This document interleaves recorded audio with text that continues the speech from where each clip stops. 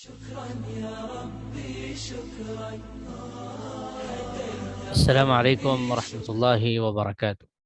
الحمد لله رب العالمين، الصلاة والسلام على رسوله الكريم وعلى آله وصحبه أجمعين. أما بعد، أعوذ بالله السميع العليم من الشيطان الرجيم. بسم الله الرحمن الرحيم. رب اشرح لي صدري ويسر لي أمري واحلل عقدة من لساني يفقه قولي. سبحانك لا علم لنا إلا ما علمتنا إنك أنت العليم الحكيم.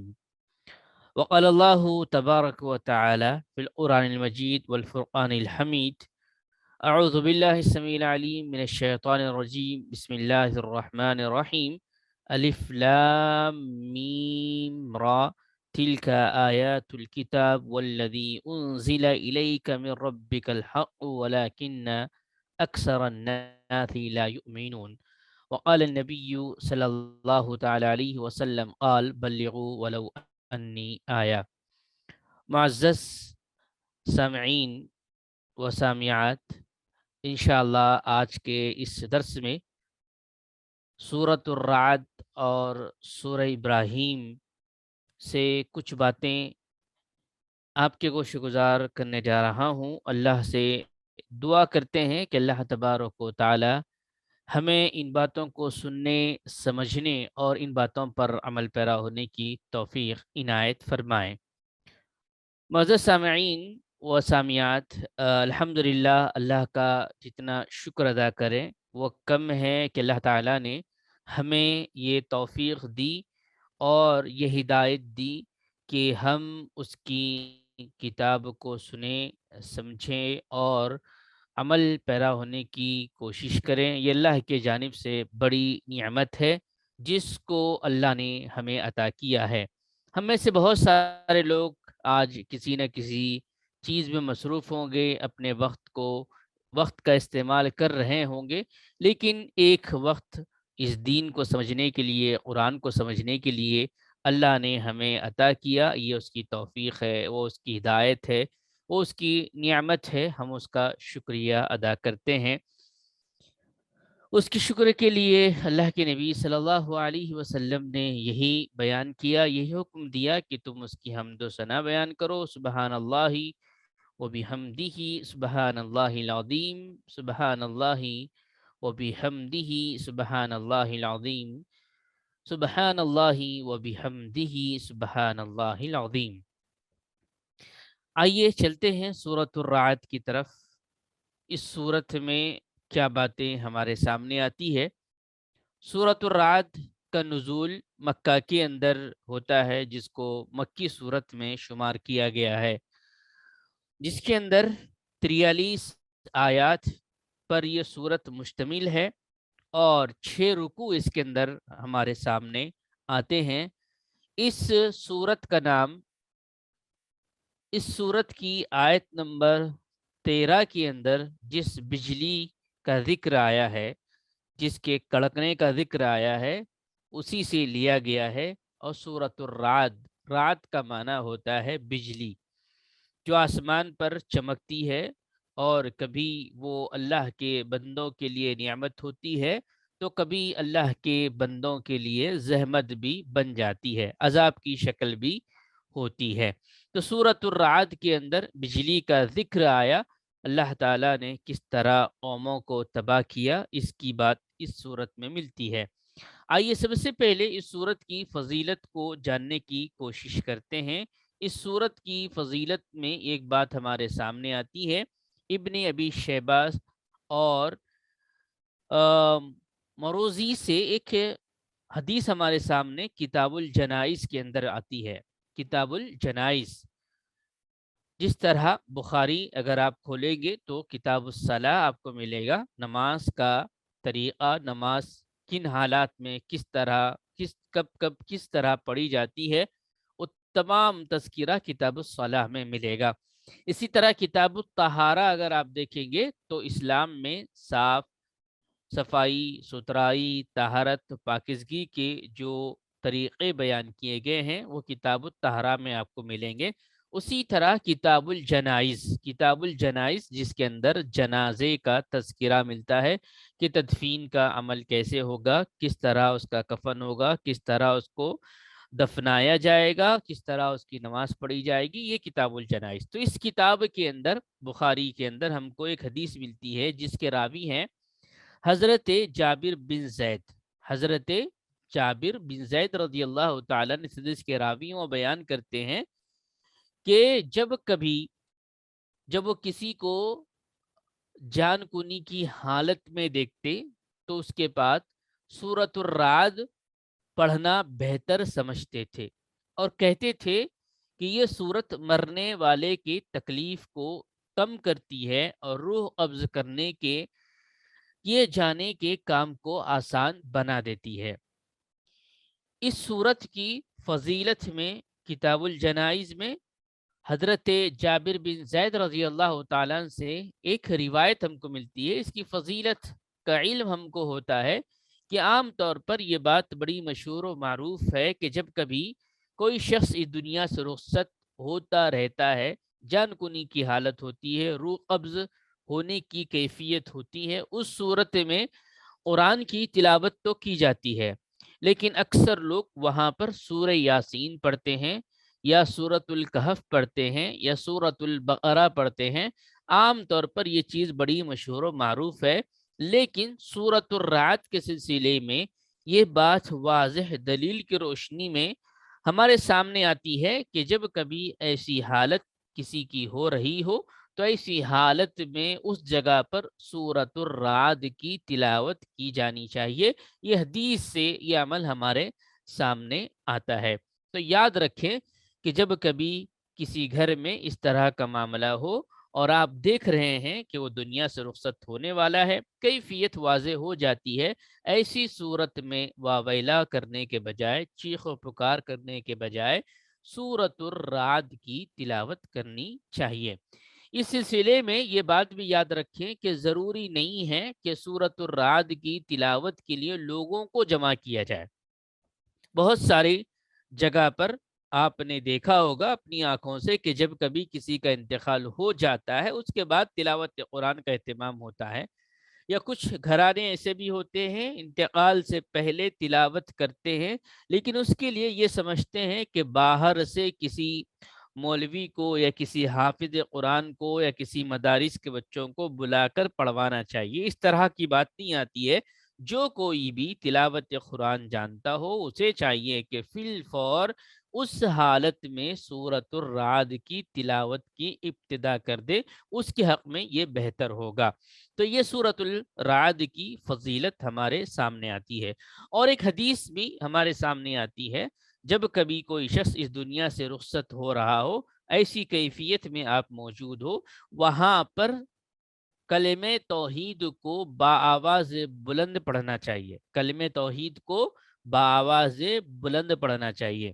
ہم دیکھتے ہیں کہ جب انتقال ہو جاتا ہے، نماز جنازہ پڑھا دی جاتی ہے، اور جب راہوں سے، گزرگاہوں سے، راستوں سے، سڑکوں سے جنازے کو لے جا کر قبرستان میں تدفین کی جاتی ہے، ان راستوں پر زور زور سے کلمہ توحید کا ورد ہوتا ہے، جبکہ حدیث یہ بتاتی ہے کہ کلمہ توحید کا ورد یا اس کی آواز بلند کرنا اس صورت میں ہے جب دنیا میں بندہ ابھی موجود ہو، اس کی روح نہ نکل گئی ہو، ایسی صورت میں پڑھنے کا حکم ہے، نہ کہ اس کے روح نکل جانے کے بعد۔ یہ ماحول و معاشرہ ہمارا ہے کہ ہم دیکھتے ہیں کہ نماز جنازہ کے بعد جب جنازے کو لے جایا جاتا ہے، آپ نے بھی کئی دفعہ راہوں پر دیکھا ہوگا کہ اکثر لوگ زور زور سے کلمہ توحید کو پڑھتے ہوئے جاتے ہیں۔ حکم اس صورت میں ہے جب وہ انتقال کر رہا ہو، ایسی صورت میں پڑھے تاکہ سن کر وہ بھی کلمہ توحید کو ادا کر دے، کیونکہ اللہ کے نبی علیہ السلام نے فرمایا کہ جو کوئی بندہ جس کا کلمہ آخری کلمہ توحید ہوگا وہ جنت کا مستحق ہوگا۔ من قال لا الہ الا اللہ خالصا من قلبہ دخل الجنہ۔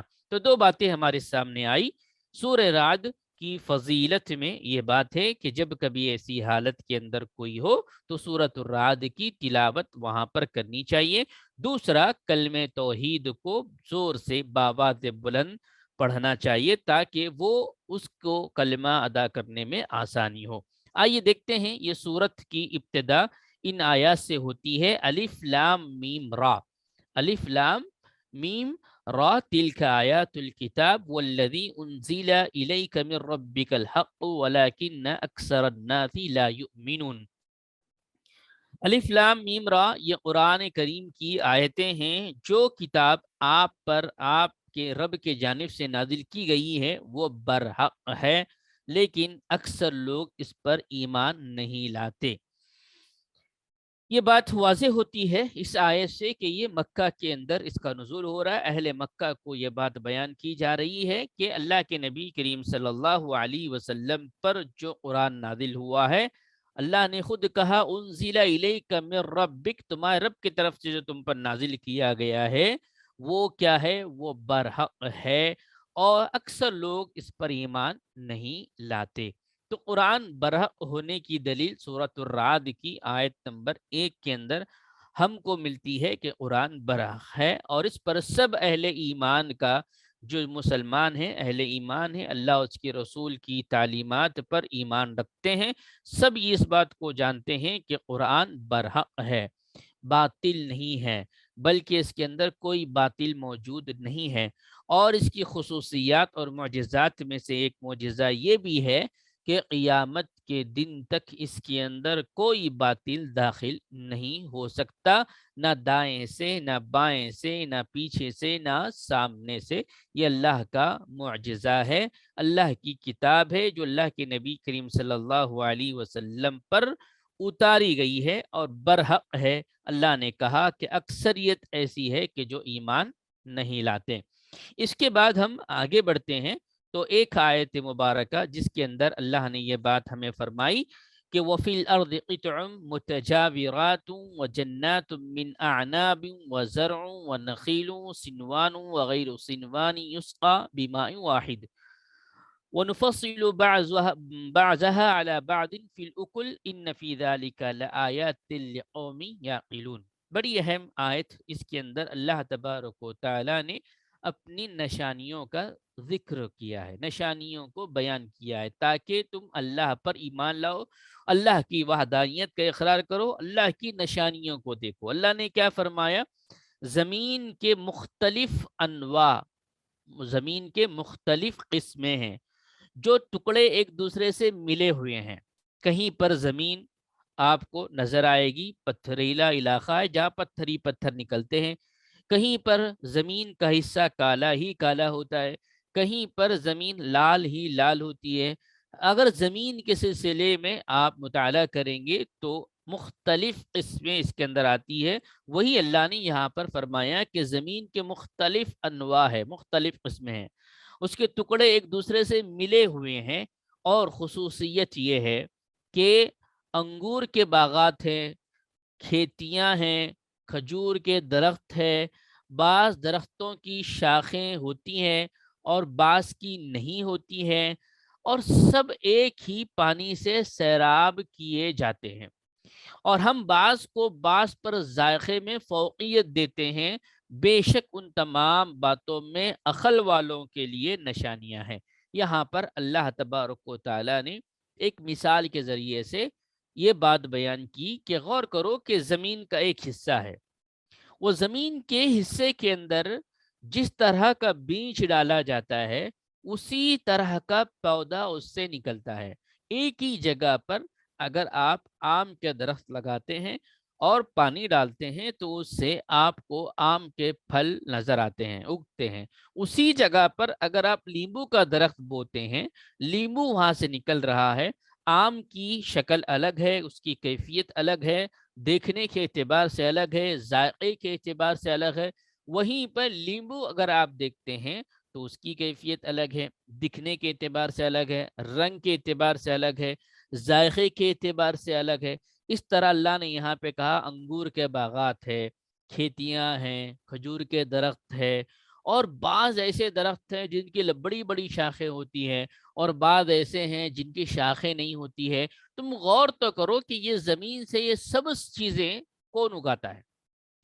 یہ آم ہے، یہ جام ہے، یہ انگور ہے، یہ کھجور ہے، جو تم کھاتے ہو، الگ الگ ذائقہ اللہ نے دیا ہے، وہ ایک ہی زمین سے، ایک ہی پانی سے پیدا ہو رہے ہیں. تم کو عقل، اللہ نے کہا کہ ان تمام باتوں میں عقل والوں کے لیے نشانیاں ہیں. جو عقل سلیم رکھتے ہیں ان ساری چیزوں کو دیکھ کر اللہ پر ایمان لے آتے ہیں. اور اگر آپ تعجب کرنا چاہیں تو ان کا یہ قول لائق تعجب ہے. کیا ہم جب مٹی ہو جائیں گے تو پھر ہمیں نئی زندگی اللہ کیسے دے گا؟ اس کے بعد اللہ نے فرمایا، تو اللہ نے کہا کہ ایک ہی مٹی سے ہم قسم کی چیزیں بنا سکتے ہیں، اور اسی مٹی سے ہم نے آدم کو پیدا کیا، تو کیا دوبارہ ان کو پیدا کرنا، آدم کی اولاد کو موت کے بعد پیدا کرنا کیا مشکل ہوگا؟ بلکہ آسان ہوگا. اللہ نے یہ ساری چیزیں اہل مکہ کے سلسلے میں یہ بات بیان کی کہ اہل مکہ اس بات کو نہیں مانتے تھے کہ مرنے کے بعد ہم دوبارہ زندہ ہوں گے. تو اللہ نے مثال دے کر یہ بات فرمائی کہ تم غور کرو کہ ایک زمین سے، ایک ہی پانی سے ہما قسم کے درخت، ہما قسم کے پھل اور فروٹ، ہما قسم کی چیزیں پیدا ہو رہی ہے. تو کیا اللہ کے لیے بڑی بات ہے کہ تمہیں مردہ کرے اور زندہ کرے؟ بڑی بات نہیں ہے. اللہ چاہتا ہے، اللہ کا حکم ہوتا ہے کن فیکون کے ذریعے سے، تو اللہ تعالیٰ دوبارہ پیدا کر سکتا ہے. یہ باتیں یہاں پر بیان کی گئی ہے، نشانیاں بیان کی گئی ہے، تاکہ اللہ کی کمال قدرت کو سمجھے کہ اللہ کی قدرت کیسی ہے. اللہ کی قدرت کیسی ہے اس کا اندازہ ہم نہیں کر سکتے. اگر جو صاحب ایمان ہونا چاہتا ہے، عقل رکھتا ہے، اس کے لیے دلیل ہے. اگر آپ کبھی کسی غیر مسلم بہن سے ملاقات کرتے ہیں، اس کے ذہن سازی کرنا چاہتے ہیں، اس کو بتانا چاہتے ہیں کہ اسلام کیسا ہے، آپ کھیتی باڑی کی مثال سے اس کو سمجھا سکتے ہیں. ایک داعی، دعوت دینے والا اسلام کی، اسے چاہیے کہ مدعو جس کو دعوت دی جا رہی ہے اس کی کیفیت دیکھیں. اگر وہ زیادہ تعلیم یافتہ نہیں ہے، کھیتی باڑی کرنے والا ہے، اضلاع میں رہنے والا ہے، کسی گاؤں میں رہنے والا ہے، وہ اس چیز کو جانتا ہے کس طرح زمین سے چیزیں نکلتی، اس کو علم ہے. جب اس کو بتایا جائے گا اللہ نے یہ چیز بنائی ہے اور تم اس کو مانو اور اللہ ہی کے جانب سے سب چیزیں ہوتی ہے، تو تب جا کر ممکن ہے کہ وہ ایمان لائے گا. تو یہاں پر یہ آیت میں اللہ تعالیٰ نے کچھ مثالیں بیان کی ہے. اس کے بعد ہم آگے بڑھتے ہیں. آیت نمبر 28 کے اندر اللہ نے فرمایا کہ وَيَقُولُ الَّذِينَ كَفَرُوا لَوْلَا أُنزِلَ عَلَيْهِ آيَاتٌ مِّن رَّبِّهِ قُلْ إِنَّ اللَّهَ يُضِلُّ مَن يَشَاءُ وَيَهْدِي إِلَيْهِ مَنْ أَنَابَ الَّذِينَ آمَنُوا وَتَطْمَئِنُّ قُلُوبُهُم بِذِكْرِ اللَّهِ أَلَا بِذِكْرِ اللَّهِ تَطْمَئِنُّ الْقُلُوبُ. یہ آیت کے اندر اللہ تبارک و تعالیٰ نے یہ بات یہاں پر بیان کی ہے کہ اہل کفر کہتے ہیں، اہل کفار جو انکار کر چکے ہیں، محمد پر صلی اللہ علیہ وسلم اس کے رب کی جانب سے کوئی نشانی کیوں نہیں اتاری گئی؟ آپ کہہ دیجئے کہ بے شک اللہ جسے چاہتا ہے گمراہ کر دیتا ہے، اور جس کی طرف رجوع کرتا ہے اسے ہدایت دیتا ہے. جو اس کی طرف رجوع کرتا ہے اللہ اس کو ہدایت دیتا ہے. یعنی جو لوگ اہل ایمان ہوتے ہیں ان کے دلوں کو اللہ کی یاد سے اطمینان حاصل ہوتا ہے. آگاہ رہے کہ اللہ کی یاد ہی سے دلوں کو اطمینان ملتا ہے. اس آیت کے اندر اطمینان قلب، دل کے اطمینان کی بات آئی ہے. دل کو سکون کیسے میسر آتا ہے؟ دل جو اللہ نے جسم کے سب سے اہم حصے کو دل قرار دیا ہے، اللہ کے نبی صلی اللہ علیہ وسلم نے اس کے سلسلے میں یہ بات بیان کی کہ تمہارے جسم میں گوشت کا ایک لوتھڑا ہے. تمہارے جسم میں گوشت کا ایک لوتھڑا، ایک حصہ ہے جسے مضغہ کہا گیا. جب تک وہ صحیح رہتا ہے اس وقت تک تمہارا جسم صحیح سالم رہتا ہے، اور جب اس کے اندر بگاڑ پیدا ہوتا ہے تو سارا جسم بگاڑ میں مبتلا ہو جاتا ہے. تو وہ کیا ہے؟ دل ہے. اور دل کے سلسلے میں یہاں پر اللہ نے فرمایا کہ اہل ایمان کو اللہ تبارک و تعالیٰ کی یاد سے اطمینان میسر آتا ہے، اور اللہ جسے چاہتا ہے ہدایت دیتا ہے. اس آیت میں یہ بات بیان کی گئی. اہل کفار نے یہ اعتراض کیا کہ اللہ کے نبی کریم صلی اللہ علیہ وسلم پر نشانیاں کیوں نازل نہیں کی گئی؟ تو اللہ نے کہا نشانیاں نازل ہونے کے بعد بھی اہل کفار نے ایمان نہیں لایا. بہت ساری نشانیاں ایسی آتی ہیں. تو اللہ جسے چاہتا ہے ہدایت دیتا ہے، اور جو ہدایت کی کوشش کرتا ہے جو ہدایت کی طرف دعا کرتا ہے، کوشش کرتا ہے، اپنے آپ کو صراط مستقیم پہ لانے کے لیے تگودو کرتا ہے، محنت کرتا ہے، علم حاصل کرتا ہے، عمل کرنے کی کوشش کرتا ہے، علم کے مطابق عمل ہونے پر دعوت دینے کی کوشش کرتا ہے، اللہ تعالیٰ اس کے لیے ہدایت کے راستے آسان کر دیتے ہیں۔ اور یہاں پر اللہ نے یہ بتایا کہ ایسا ایک نسخہ بیان کیا گیا ہے، ایک ایسی دوا بیان کی گئی ہے، ایک ایسی چیز بیان کی گئی ہے جہاں سے دل کو سکون ملتا ہے، دل کو اطمینان ملتا ہے۔ بہت سارے ایسے دل ہیں جو دھڑکتے ہیں، ان کی اس طرح بھی کیفیت ایسی ہوتی ہے۔ دل کو دل اسی لیے کہا جاتا ہے، عربی کے اندر قلب، قلب کہا جاتا ہے۔ قلب کا معنی ہوتا ہے الٹ پلٹ کرنا، الٹ پلٹ ہونا۔ آپ نے تجوید کے قاعدے میں پڑھا ہوگا کہ قلب اقلاب قاعدہ ہوتا ہے، تو میم ساکن کے بعد با آتا ہے تو بدل دیتے، تو قلب کا معنی ہے بدلنا، کیفیت بدلتی رہتی ہے انسان کی، انسان کے دل کی کیفیت بدلتے رہتی ہے۔ اسی لیے اللہ کے نبی کریم صلی اللہ علیہ وسلم کی ایک دعا اکثر آپ کیا کرتے تھے، ہمیں بھی کرنی چاہیے۔ وہ دعا کیا تھی؟ یا مقلب القلوب، یا مقلب القلوب ثبت قلوبنا علی دینک، اے اللہ جو دلوں کے پھیرنے والا ہے، تو میرے دل کو تیرے دین پر ثابت رکھنے کے لیے پھیر دے۔ اپنی دعاؤں میں اس دعا کو شامل کرنا چاہیے، یا مقلب القلوب ثبت قلوبنا علی دینک، تو تیرے دین پر میرے دل کو جما دے۔ اور یہی دل کی کیفیت جو بدلتی رہتی ہے، اور وہ جو اطمینان میسر نہیں آتا، کبھی کچھ کبھی کچھ کبھی کچھ کبھی کچھ، اگر اطمینان چاہتے ہو، دنیا کی جتنی چیزیں اطمینان کے لیے بنی ہیں، بنائی گئی ہیں، وہ عارضی اطمینان دلوں کو حاصل ہوگا۔ عارضی اطمینان، کچھ دیر کے لیے، کچھ لمحے کے لیے، کچھ خوشی آتی ہے، اطمینان حاصل ہو سکتا ہے، کچھ آپ کو کامیابی حاصل ہوتی ہے، اطمینان حاصل ہو سکتا ہے، کچھ اچھی چیز کو دیکھ لیں، اطمینان حاصل ہو سکتا ہے، لیکن دائمی اطمینان اللہ نے فرمایا اللہ کے ذکر سے ہوتا ہے۔ اللہ کے ذکر سے مراد کیا ہے؟ اللہ کے ذکر کسے کہتے ہیں، کس طرح ہوتا ہے؟ تو بہت سارے علماء، جس میں علماء مفسرین نے کہا قرآن کریم کی تلاوت سے بھی، قرآن کریم کی تلاوت سے دل کو اطمینان ہوتا ہے، اس کے سننے سے ہوتا ہے، اس کے پڑھنے سے ہوتا ہے، اس پر غور و فکر کرنے سے ہوتا ہے، اللہ کی یاد میں تسبیح، سبحان اللہ، الحمدللہ، لا الہ الا اللہ، اللہ اکبر، کثرت سے کرنے سے، ذکر الہی سے دل کو اطمینان آتا ہے۔ اسی طرح مسنون و معروف دعائیں اور ذکر کرنے سے دل کو اطمینان آتا ہے۔ آج کے ماڈرن دور میں تعلیم یافتہ نوجوان بھائی اور بہنوں کا یہ مسئلہ ہے کہ وہ یہ سمجھتے ہیں کہ میوزک کے ذریعے سے سکون ملتا ہے، دل کو اطمینان ملتا ہے، میوزک کے ذریعے ہی اپنی زندگی کو اطمینان میں لانے کی کوشش کرتے ہیں۔ یہاں پر ایک بات یاد آ رہی ہے، بتانا ضروری سمجھ۔ اعوذ باللہ من الشیطان الرجیم، بسم اللہ الرحمن الرحیم۔ سورۃ الرعد کی آیت نمبر 28 پر ہم گفتگو کر رہے تھے، جس میں اللہ تبارک و تعالیٰ نے دلوں کے اطمینان کا ذکر کیا ہے۔ اس میں سے ایک بات یہ آئی تھی کہ آج کے اس کلچر کے اندر، ماڈرن دور کے اندر، بہت سارے نوجوان لڑکے اور لڑکیاں، اور خاص طور پر بہت سارے ایسی خواتین بھی اس میں شامل ہیں، جو یہ سمجھتی ہیں یا یہ تصور ہے ان کا کہ جب تک ہم میوزک نہیں سنیں گے، یا کوئی غزل نہیں سنیں گے، یا کوئی ترانہ یا نہیں سنیں گے، اس وقت تک ان کو اطمینان میسر نہیں آتا ہے۔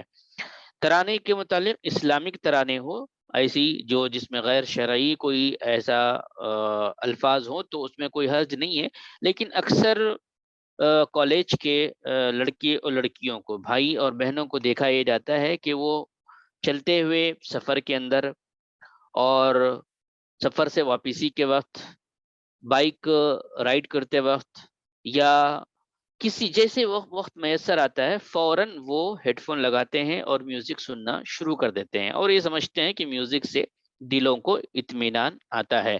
تو جو بات مجھے یاد آ رہی تھی وہ یہ ہے کہ ایک میوزیشین ہے، بہت ہی بڑا مشہور و معروف ہے، جس کا نام ابھی میرے ذہن سے نکل رہا ہے۔ جب وہ اللہ نے اسے ہدایت دی، اور ہدایت کے بعد وہ اسلام سے جڑتا ہے، اسلام کے اندر آتا ہے، اور اس کے بعد جب وہ قرآن کا مطالعہ کرتا ہے، قرآن کا، تو یہ کہتا ہے کہ قرآن کے اندر تو میوزک کے جتنے سارے اصول ہو سکتے ہیں قرآن کے اندر اللہ نے پہلے ہی سے بیان کیے ہیں۔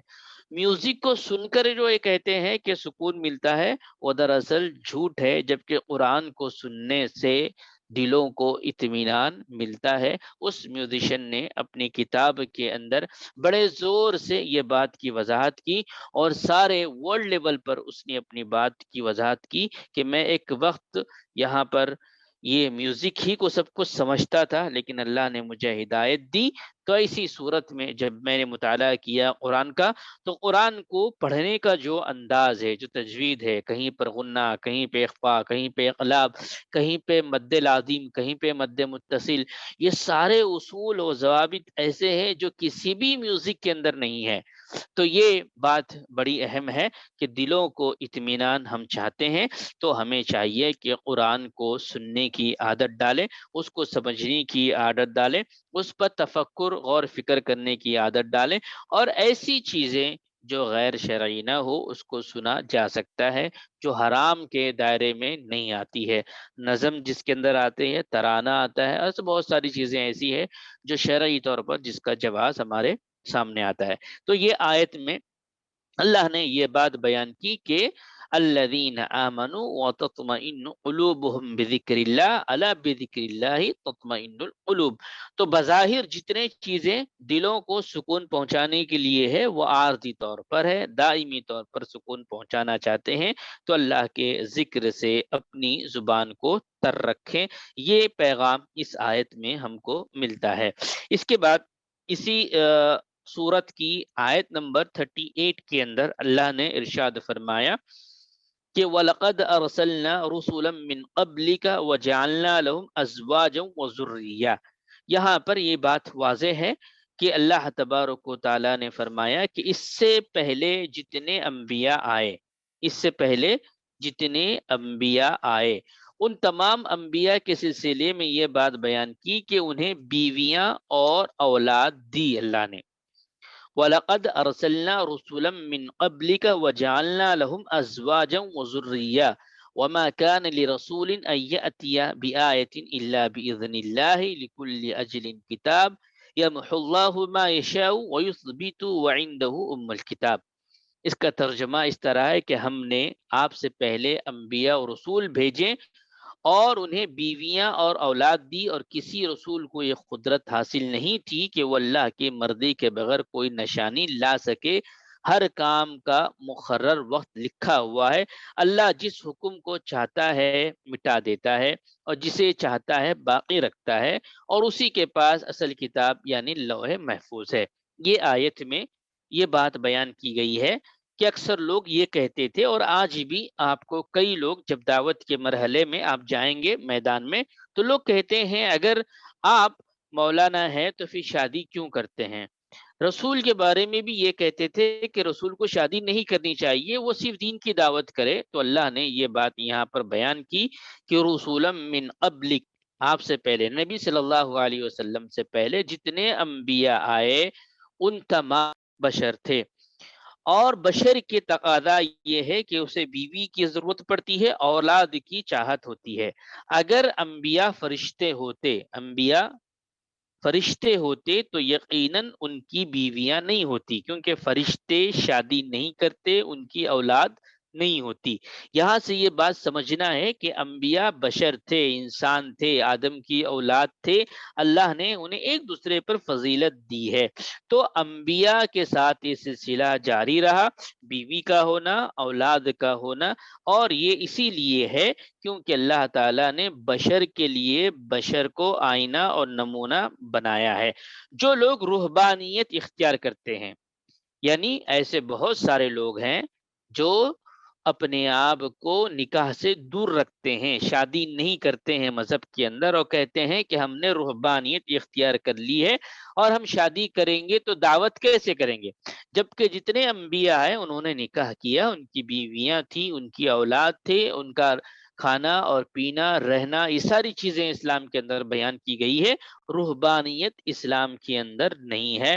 بہت سارے لوگ اس طرح اپنے زندگی کو کسی کے نام پر رکھ دیتے ہیں، رہبانیت اختیار کر کر دعوت کے کام پہ نکل جاتے ہیں، جبکہ اسلام نے ہمیں یہ طریقہ بیان کیا ہے کہ دعوت سے پہلے نکاح بھی اہم ہے، کیونکہ سارے انبیاء کو اللہ تعالیٰ نے بیوی والا بنایا تھا۔ اس کے ساتھ ساتھ اللہ نے یہاں پر اور ایک بات بیان کی کہ اللہ کے پاس دو کتابیں ہیں، ایک ہے اجل، اجل کتاب کا بات آئی ہے کہ اللہ تعالیٰ نے کہا لکل اجل کتاب، کہ اللہ تعالیٰ نے ہر چیز کا ایک وقت مقرر کر رکھا ہے۔ اور دوسری چیز ہے ام الکتاب کا ذکر آیا، ام الکتاب سے مراد اللہ تبارک و تعالیٰ کے پاس جو لوح محفوظ ہے اس کو ام الکتاب کہا گیا ہے۔ اب تبدیلی کی بات آ رہی ہے تو یہاں پر وقت مقررہ کے ساتھ کبھی تبدیلی ہوتی ہے اور ام الکتاب کے اندر تبدیلی نہیں ہوتی ہے، تو یہاں تقدیر کا ایک معاملہ آ رہا ہے۔ تقدیر کے معاملے کو میں ایک مثال کے ذریعے آپ کو بتانا چاہوں گا۔ حضرت عمر رضی اللہ تعالیٰ کو حالت طواف، جب وہ حالت طواف میں تھے، خانہ کعبہ کے پاس تھے، وہ طواف کرتے ہوئے یہ کہہ رہے تھے، طواف کرتے ہوئے یہ کہہ رہے تھے کہ اے اللہ، اگر تو نے میرے لیے بدبختی یا کوئی گناہ لکھ دیا ہے تو اسے مٹا دے، تو جو چاہتا ہے تو مٹا دیتا ہے، اور جو جو چاہتا ہے تو باقی رکھتا ہے، تیرے ہی پاس لوح محفوظ ہے۔ یہ دعا حضرت عمر رضی اللہ تعالیٰ نے اللہ تبارک و تعالیٰ سے کی، لہذا ہمیں بھی یہ دعا کرنا چاہیے کہ اے اللہ، تیرے ہاتھ میں ہماری تقدیر ہے، لوح محفوظ میں تو نے لکھ رکھا ہے، تو چاہتا ہے تو اس کو مٹا سکتا ہے، تو چاہتا ہے تو اس کو باقی رکھ سکتا ہے۔ لہذا عبداللہ ابن مسعود رضی اللہ تعالیٰ عنہ سے بھی اس طرح کی دعا منقول ہے کہ وہ ہمیشہ احتیاط تقدیر کے مقابلے میں نفع نہیں پہنچا سکتی دعا کیا کرتے تھے۔ ہم جانتے ہیں، اس سے پہلے بھی کسی بہن نے سوال کیا تھا تقدیر کے سلسلے میں، یہاں پر یہی بات آئی کہ اللہ تبارک و تعالیٰ نے اس کا وقت مقرر کر رکھا ہے تقدیر کا، اور ایک ام الکتاب کے اندر یہ ساری چیزیں محفوظ ہے۔ تو دعا، تقدیر جو بدلتی ہے دعا سے، وہ یہاں پر ذکر آ رہا ہے کہ وہ تقدیر جو معلق ہوتی ہے، لٹکی ہوئی ہوتی ہے، وہ بدلتی ہے۔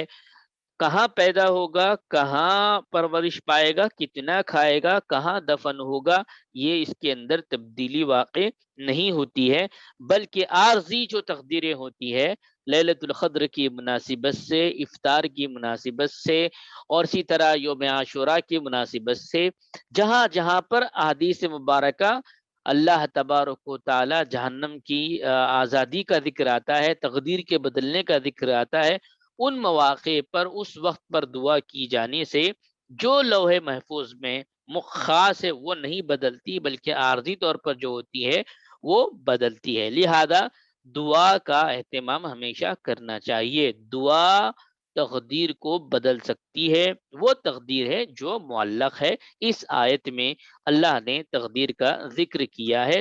آیت نمبر 38 آپ پڑھیں گے تو اللہ نے فرمایا وَعِندَهُ ام الکتاب، میرے پاس ایک بہترین کتاب ہے جو لوح محفوظ ہے۔